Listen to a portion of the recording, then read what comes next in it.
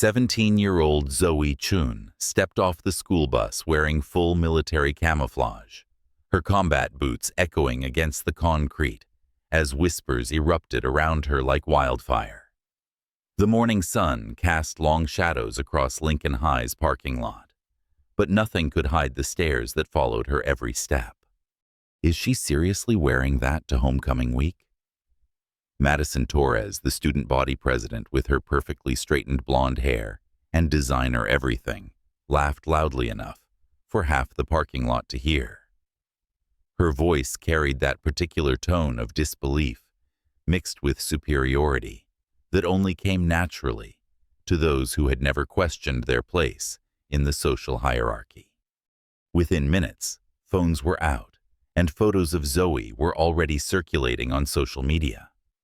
The captions came fast and merciless. Wannabe soldier girl dress-up day isn't until Friday, and someone's having an identity crisis. Zoe could practically feel the notifications binging across the school's invisible network as her image spread from phone to phone, each share adding another layer to her humiliation. Her jaw tightened as she walked past a group of football players who had gathered near their lifted trucks, their Letterman jackets gleaming in the morning light. Jake Morrison, the quarterback, whose ego was somehow larger than his already considerable frame, nudged his teammates and started marching an exaggerated formation behind her. Left, right, he called out in a mocking drill sergeant voice while his friends saluted with theatrical precision. 10 hot. We've got ourselves a real soldier here, boys. The laughter that followed felt like needles against Zoe's skin, but she kept walking her spine straight and her eyes forward. She'd learned long ago that showing weakness only made things worse. The oversized camouflage jacket hung loose on her small frame. The sleeves rolled up to reveal hands that trembled slightly despite her outward composure. The fabric still carried the faintest scent of her father's cologne, a detail that both comforted and broke her heart every time she wore it. She transferred to Lincoln High just 2 months ago, when her mom got remarried to a kind but quiet man named Robert, who worked in insurance. The move had been necessary.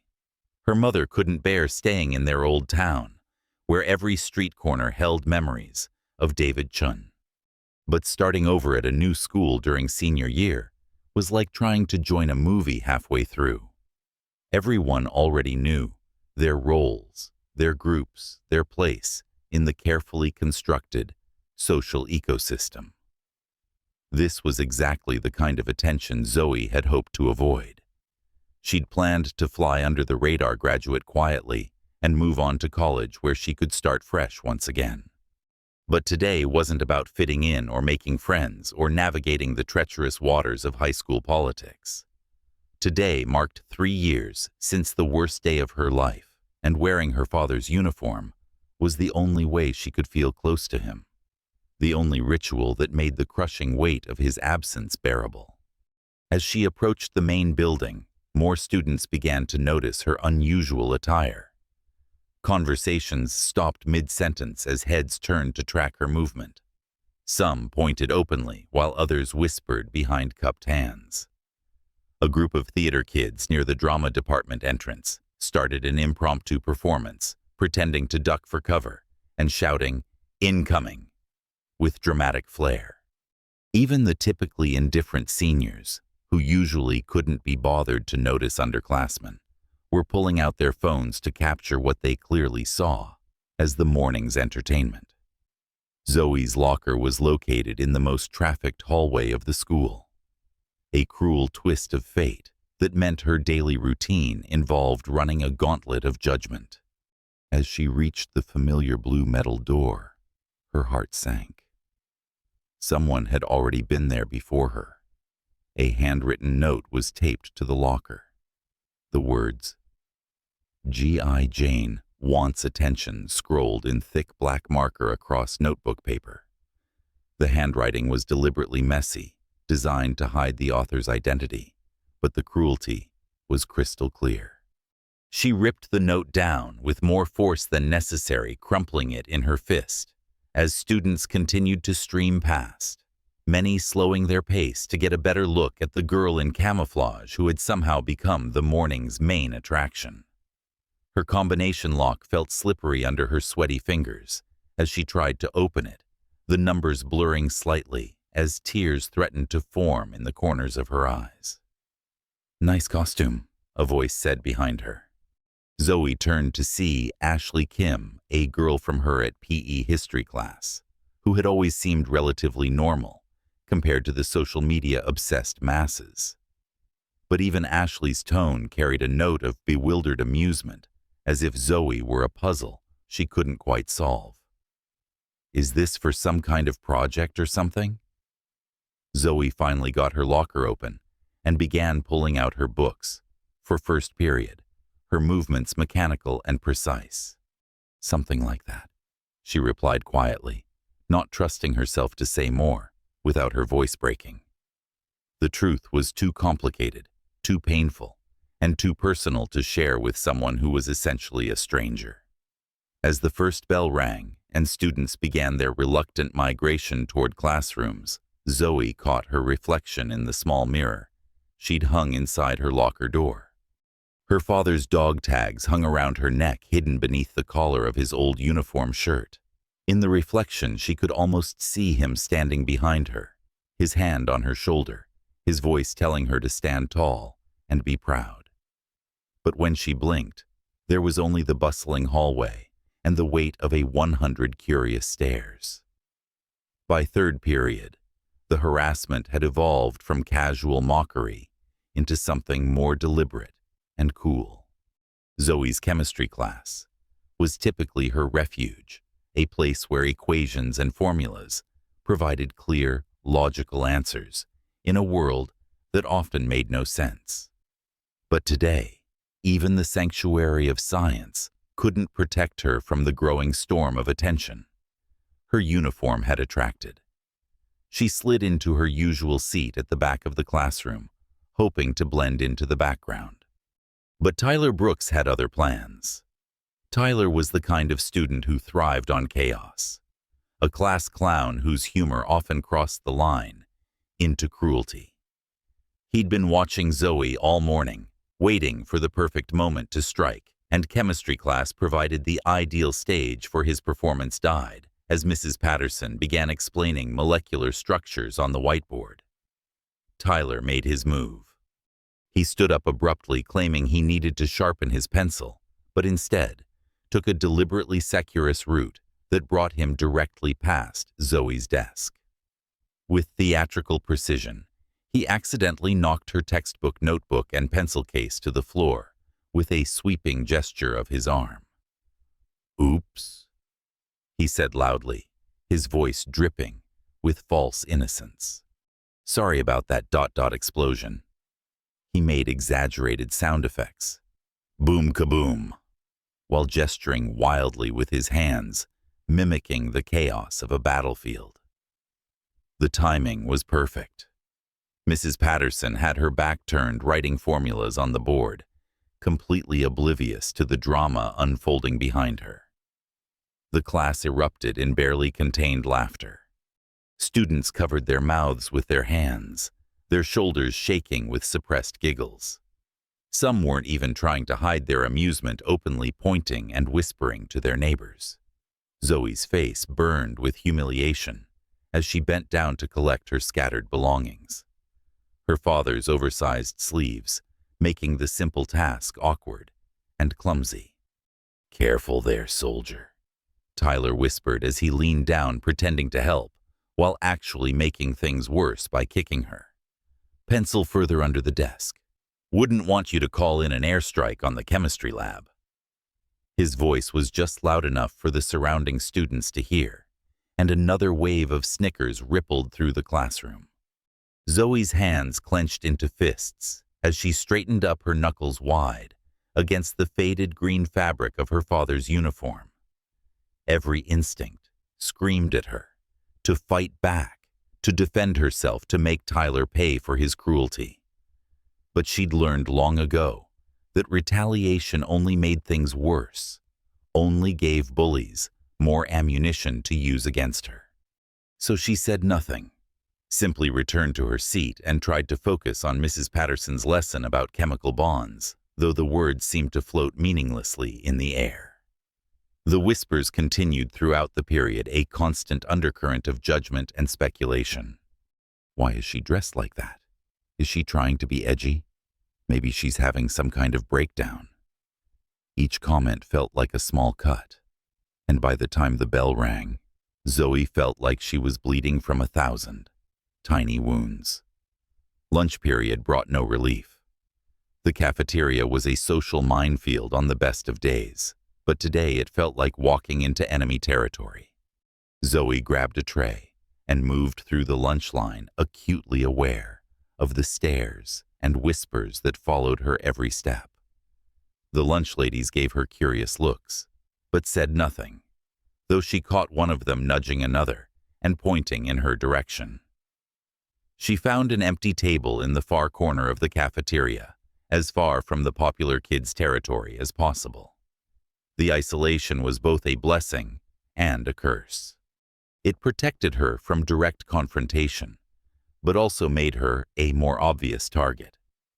Sitting alone in her military uniform like a beacon of otherness, in a sea of conformity for a few precious minutes, she thought she might make it through lunch unscathed. She picked her sandwich, not really tasting it, while trying to ignore the periodic bursts of laughter from nearby tables that she was certain were directed at her. But her peace was short-lived. Madison Torres appeared at her table like a perfectly manicured storm cloud, flanked by her usual entourage of followers. Brittany Walsh and Chloe Martinez stood slightly behind their leader, their expressions a mixture of curiosity and barely concealed cruelty. These were the girls who ruled Lincoln High social hierarchy with iron fists wrapped in designer gloves. And they'd clearly decided that Zoe's uniform was a challenge to their authority. "Look, military girl," Madison began, her voice carrying that particular tone of fake concern that popular girls had perfected over generations. She slid into the seat across from Zoe without invitation, her perfectly applied makeup and strategically tousled hair a stark contrast to Zoe's bare face and simple ponytail. "We get that you're trying to be edgy or whatever, but this whole costume thing is getting really old." The cafeteria around them had begun to quiet, conversations dying as students sensed drama brewing. Phones appeared as if by magic, held discreetly but ready to capture whatever was about to unfold. This was better than reality TV. This was real-time high school warfare, and everyone wanted a front-row seat. "Maybe you should try shopping at normal stores instead of army surplus," Brittany added with a laugh that sounded like breaking glass. "I mean, there are so many cute boutiques in town. We could totally take you shopping sometime." The offer was delivered with such obvious insincerity that it felt more like an insult than an invitation. Chloe nodded enthusiastically, her voice taking on the patronizing tone of someone explaining something to a small child. "Yeah, like we're not trying to be mean or anything, but you're kind of making everyone uncomfortable. It's like you're trying too hard to be different, you know?" Zoe's grip tightened on her plastic fork until her knuckles went white. The cafeteria had gone almost completely silent now. Hundreds of eyes focused on their table like spectators at a gladiator match. She could feel the weight of their collective judgment, the hungry anticipation of students who smelled blood in the water. She stood up slowly, her chair scraping against the linoleum floor, with a sound that seemed to echo in the sudden silence. The movement was deliberate, controlled, but her eyes blazed with an intensity that made Madison's confident smirk falter slightly. "You have no idea what you're talking about," Zoe said, her voice steady but carrying an undercurrent of something dangerous. Something that suggested depths these girls couldn't begin to fathom. Madison's smirk returned, emboldened by her audience, and her own sense of social invincibility. She leaned back in her chair, with the casual arrogance of someone who had never faced real consequences for her cruelty. "Oh, please," she said, her voice rising to ensure everyone in the cafeteria could hear. "What are you going to do? Call your daddy to come save you." The words hit Zoe like a physical blow, and for a moment that stretched into eternity, the entire cafeteria seemed to hold its breath. Just as Zoe opened her mouth to respond, her lips parting to deliver words that would either destroy her completely or finally reveal the truth she'd been carrying, like a stone in her chest. A sound unlike anything Lincoln High had ever experienced shattered the tense silence. It started as a distant rumble, barely perceptible beneath the cafeteria's fluorescent hum, but within seconds it grew into a deafening roar that seemed to shake the very foundations of the building. The cafeteria windows rattled violently in their frames, causing several students to instinctively duck under their tables. Lunch trays clattered to the floor as the thunderous noise grew louder, more intense, until it felt like the sound was coming from inside everyone's chest. Madison's confident smirk vanished as she looked around wildly, her perfectly styled hair whipping around her face as she tried to locate the source of the overwhelming noise. "What the hell is that?" Tyler Brooks shouted over the den, but his voice was barely audible above the mechanical roar that now dominated every other sound. The overhead lights flickered ominously, and somewhere in the kitchen, dishes crashed to the floor as the entire building seemed to vibrate with increasing intensity through the large windows that lined the cafeteria's east wall. A massive shadow passed overhead, blocking out the afternoon sun and plunging the room into temporary darkness. Students pressed their faces against the glass phones, already out and recording as a sight that belonged in war movies rather than suburban high schools materialized above them. A Black Hawk helicopter, its rotors churning the air into a visible maelstrom, appeared over the school like something from another world. The aircraft was enormous, its olive-green hull gleaming in the sunlight as it circled the building with military precision. The distinctive of its rotors created a rhythm that seemed to match the collective heartbeat of every person watching from below. "Holy," someone whispered, though the words were lost in the overwhelming noise. "Is that actually happening?" The helicopter completed one full circle around Lincoln High before banking sharply toward the football field. Students abandoned their lunches without a second thought, chairs scraping and falling as hundreds of teenagers rushed toward the windows and exits. Teachers tried desperately to maintain some semblance of order, but even they were craning their necks and pulling out their phones to capture the unprecedented scene unfolding outside. "Everyone, stay calm." Mrs. Patterson's voice was barely audible as she tried to corral her students, but her own eyes were wide with amazement as she watched the military aircraft descend toward the 50-yard line. "Please remain in your seats." But her words fell on deaf ears. The cafeteria had erupted into controlled chaos as students pushed toward the exits, desperate to get outside and witness whatever was happening on the football field. Madison and her crew were swept along with the crowd, their earlier confidence replaced by confusion and a growing sense that they had stumbled into something far bigger than a simple lunch period confrontation. Zoe remained frozen at her table, watching the helicopter through the window as it settled onto the football field with practiced precision. Her heart was pounding so hard she could feel it in her throat, and her hands trembled as recognition dawned. She knew that aircraft knew the unit markings painted on its side, knew exactly why it was here and what it meant.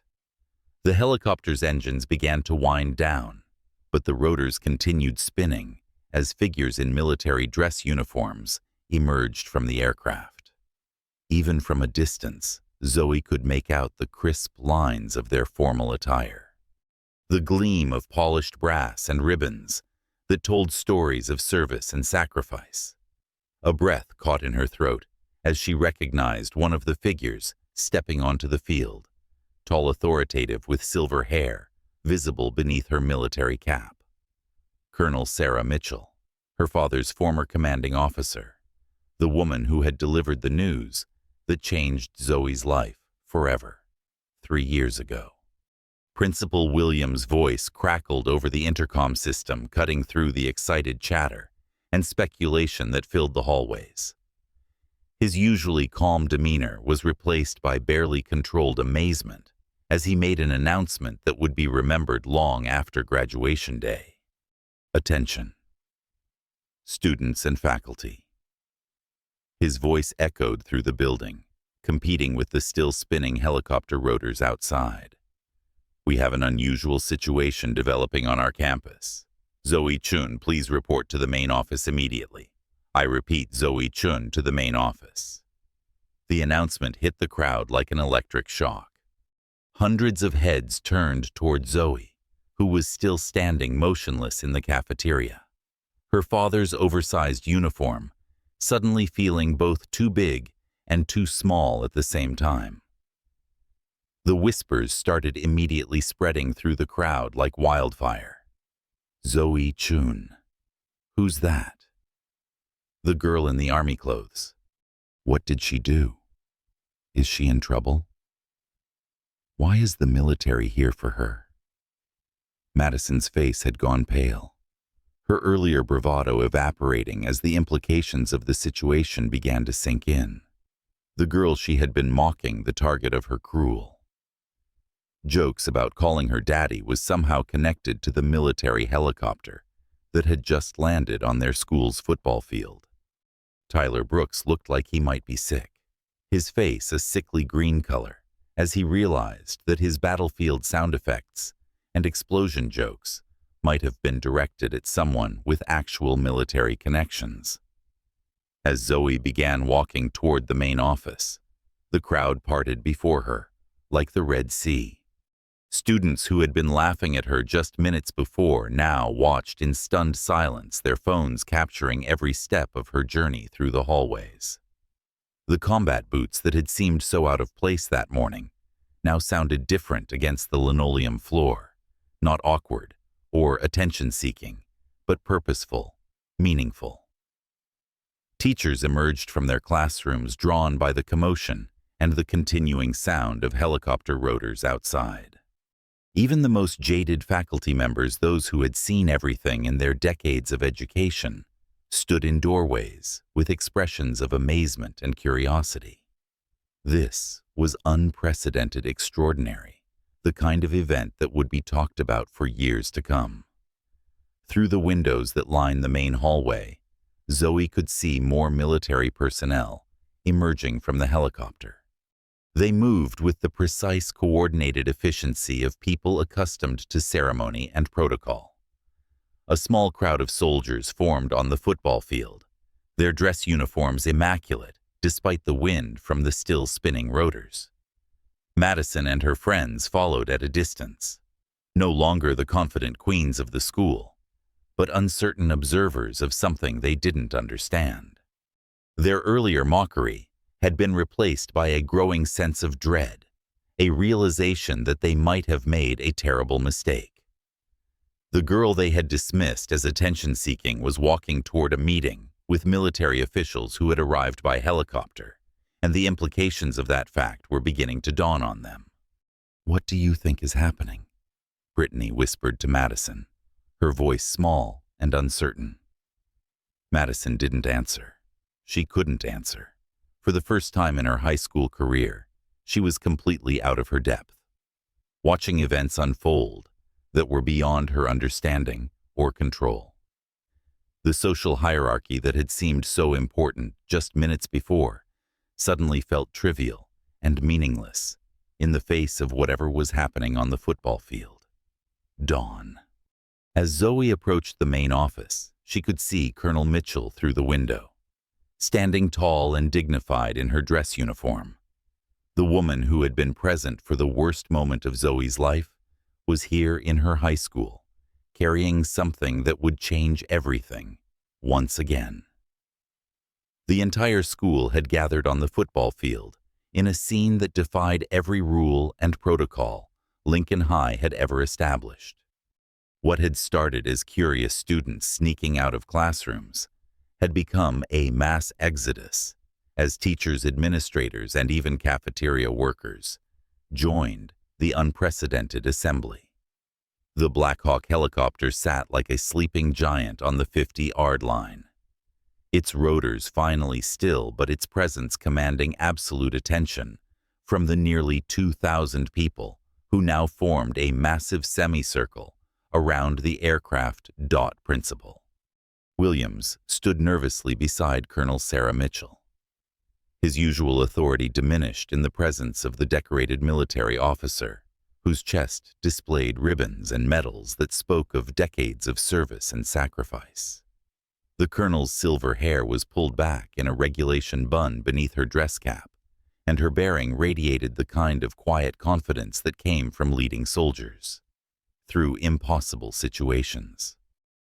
Zoe emerged from the school building, flanked by 2 junior officers, their polished shoes clicking in perfect synchronization against the concrete walkway that led to the field.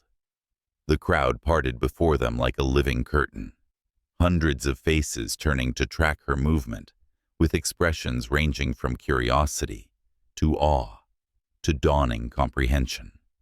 The girl who had been mocked and ridiculed just hours before now walked with the dignity of someone being escorted to receive the highest honors.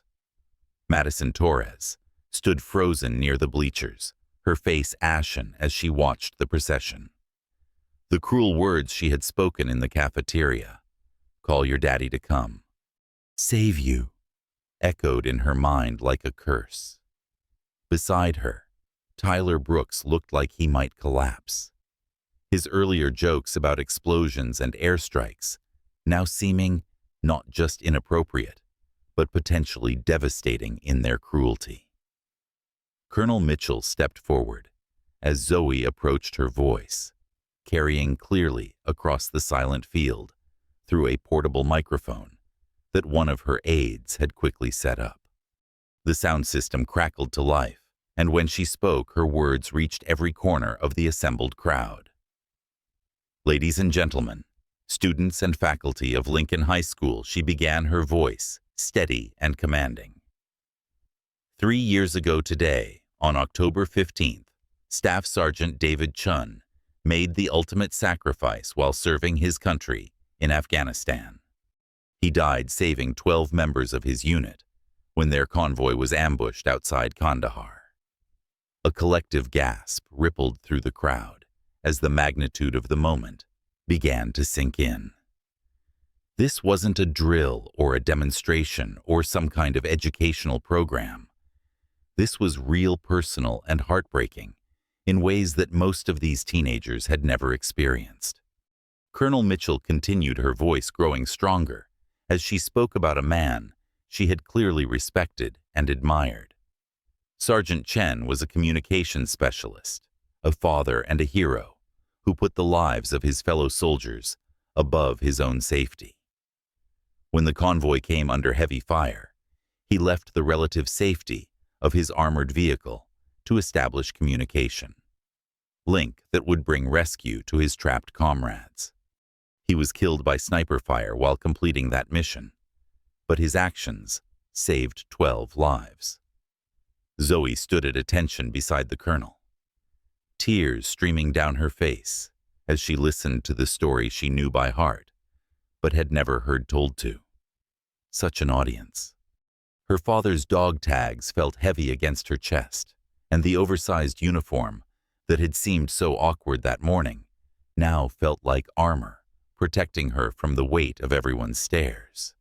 His daughter Zoe, the colonel, gestured toward her, has honored his memory every year on this date by wearing his uniform. She has carried his legacy with quiet dignity, never seeking attention or recognition. simply remembering a father who died serving something greater than himself. The silence on the field was absolute, now broken only by the distant sound of traffic and the occasional sniffle from someone in the crowd. Even the most cynical seniors, the ones who prided themselves on being too cool to care about anything, stood transfixed by the unfolding ceremony. Colonel Mitchell reached into a wooden presentation case that one of her aides held open. From it, she withdrew a folded American flag, its red, white, and blue fabric crisp and perfect, and a smaller wooden box that seemed to glow in the afternoon sunlight. Today, we are here to present Zoe with 2 items that have been a long time coming, the colonel announced. First, this flag which flew over the Ford operating base where her father served and died. It was lowered to half-staff in his honor and has been waiting for the right moment to be presented to his family. She placed the flag in Zoe's trembling hands, the weight of it somehow both lighter and heavier than she had expected. The fabric was soft, but substantial, and she could almost feel the history it carried, the lives it represented, the sacrifices it symbolized. And second, Colonel Mitchell opened the wooden box to reveal a medal that caught the sunlight and seemed to radiate its own inner light. The Medal of Honor, our nation's highest military decoration, which was posthumously awarded to staff. Sergeant David Chen for his extraordinary heroism and selfless sacrifice. The crowd erupted in spontaneous applause, but it wasn't the casual clapping of a school assembly. This was something deeper, more reverent, the kind of applause reserved for moments that transcended ordinary experience. Students who had never given a thought to military service found themselves wiping away tears, while teachers who had seen decades of graduations and ceremonies stood in awe of something unprecedented. As Colonel Mitchell pinned the medal to Zoe's uniform, her father's uniform, she leaned close and whispered something that only Zoe could hear. He would be so proud of the woman you've become. His courage lives on in you. The ceremony concluded with a moment of silence that seemed to stretch into eternity. 2,000 people standing together in honor of a man most of them had never heard of until that day. When it ended, the spell was broken.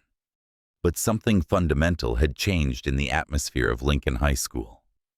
Tyler Brooks was the first to approach Zoe as the crowd began to disperse. His face was strewn with tears and his voice shook as he spoke. "I'm so sorry," he whispered, the words barely audible. "Your dad, ... He was a real hero. I didn't know. I'm so sorry for what I said, for what I did."